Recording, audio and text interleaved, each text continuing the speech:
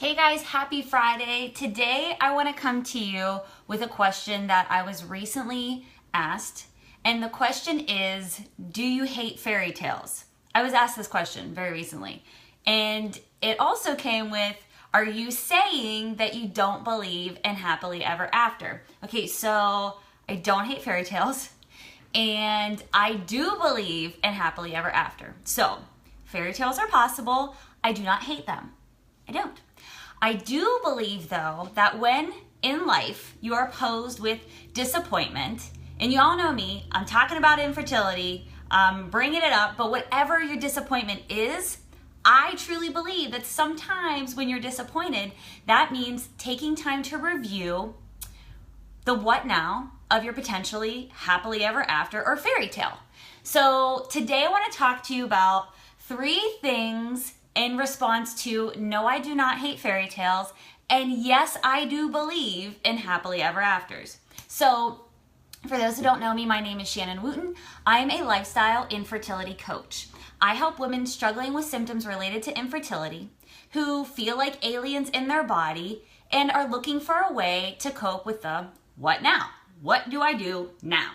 So again, I do not hate fairy tales, and I do believe in happily ever after. But if you are faced in life with a disappointment and a situation where you are grieving that fairy tale, you're grieving the idea that you had of a happily ever after, that notion that it was going to play out some certain way for you, it was going to look like something in particular, and now it doesn't anymore, and it may not exist at all. These are the things that I don't want you to feel. I don't want you to feel like a fairy tale is not possible. I don't want you to feel like you can't have the happily ever after. You can certainly have these things. It just means that you're going to need possibly to adjust. So the number one thing I want to point out about adjusting to your fairy tale, creating your own happily ever after, in a state of disappointment, in a state where you are really leveled by whatever the hell is going on in your life, what I don't want you to do is, number one, don't do nothing. Take the time that you need to understand what you feel about whatever is causing you that moment of pause. Take the time that you need to acknowledge, hey, I'm feeling a little wonky about this. I'm feeling really sad, feeling very angry. I'm in shock right now. I can't believe this is freaking happening to me. Whatever it is that you do, don't do nothing. Don't do what I did. Again, I am the poster child of what not to do. Do not take the stance of, I refuse this. I am not acknowledging this. This is not happening to me. I'm Susie Sunshine. I'm going to pretend all day long and then feel the exact opposite of what you're projecting. Don't do that. Don't do nothing. Take the time that you need to say, hey, world and everybody around me, I need to pause, time out. Boop, blowing a whistle, pause, time out. Take whatever it is that you're going through, give it the attention it deserves because, if you are having a situation where you're super angry all the time, or you're super sad all the time, or you don't know what you are all the time, that's calling your attention. Any of those moments in life where you're like, I'm not sure what's going on, but I'm feeling all kinds of funky, needs a pause, time out. So don't do nothing. Give yourself the time and the energy that you freaking deserve, because it's your life, to feel however you're going to feel about it. Number one. Number 2 is really, truly, truly, if you're having a moment of pause, woo, blowing a whistle, time out, if you're having that moment, you need to ask yourself, am I enough? If this moment of pause that's making you so angry, so sad, so depressed, so off kilter in your life is causing all of these things to happen to you, you need to think, okay, this is my opportunity to understand how I truly feel about myself, how I truly feel about my whole life, everything around me. And some people may think that that's a little dramatic. That's fine. They can think whatever they want. But if you know you're totally off kilter, you feel the vibration of negativity in your body every day, it affects everything you do, oh man, you totally need to take a pause, time out, take a step back and think, what is it that is affecting me this terribly? Can I survive this?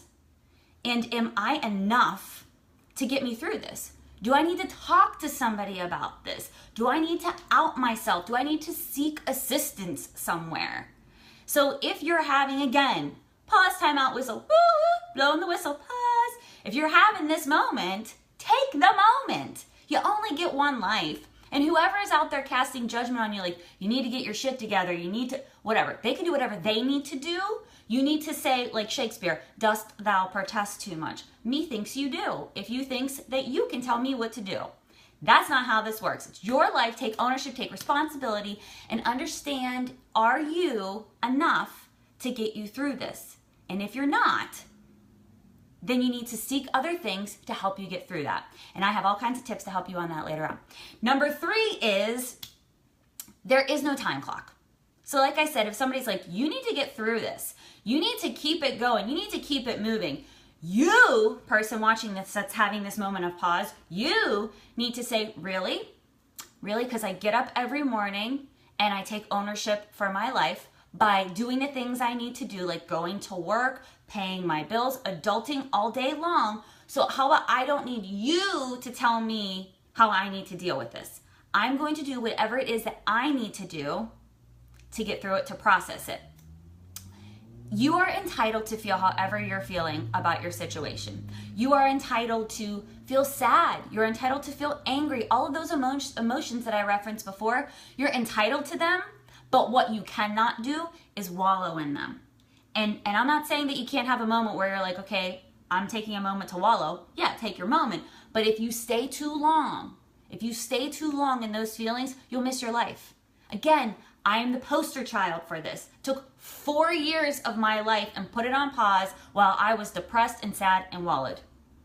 So try your hardest to don't do nothing.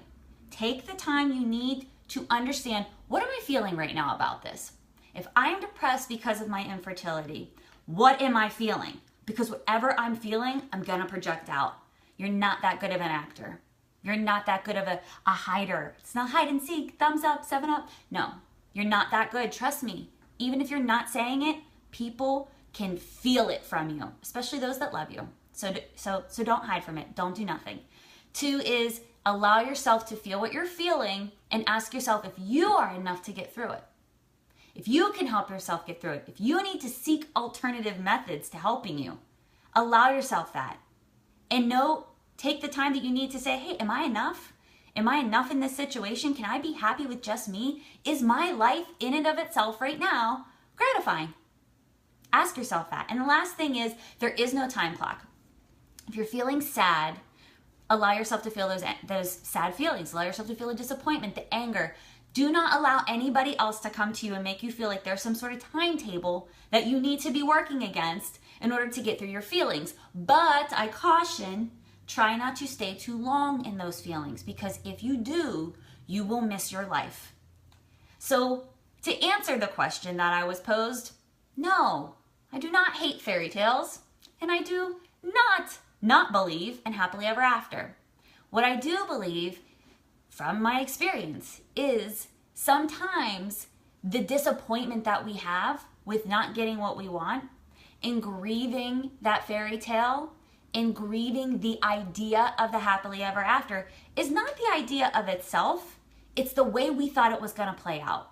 It's the method or the path that we thought we were going to go through to get to this ecstatic place, to get to this happily ever after. So sometimes we need to adjust.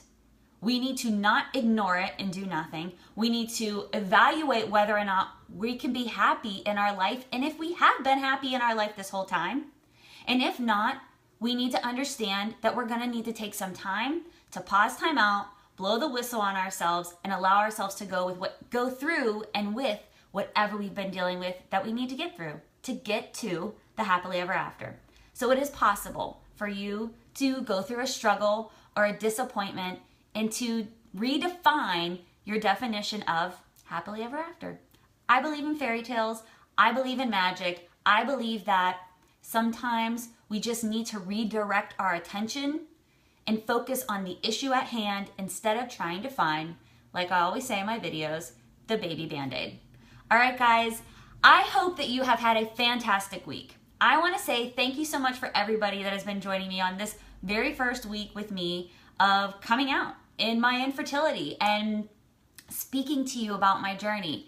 And if you haven't caught on, know that I'm never ever going to tell you how you can go about getting pregnant.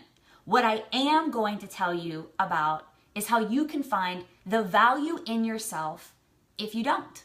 There's all kinds of methods out there for you to try and to dabble into for you to get pregnant. But I truly believe that the one conversation that people aren't having is, what do you do if you can't? And if you can't, are you going to be enough for you? So I hope that you are. I hope that you continue to join me on this journey. And I hope that you never, ever give up on yourself in learning to discover your value. I already love you guys. Have a super, super, super fantastic weekend. If you're going through your process, continue. Throw me a like, throw me some hearts. Hop on over to Life with Shannon if you've missed some of my videos. Otherwise, be easy. Have a great weekend. I'll talk to you soon. Bye.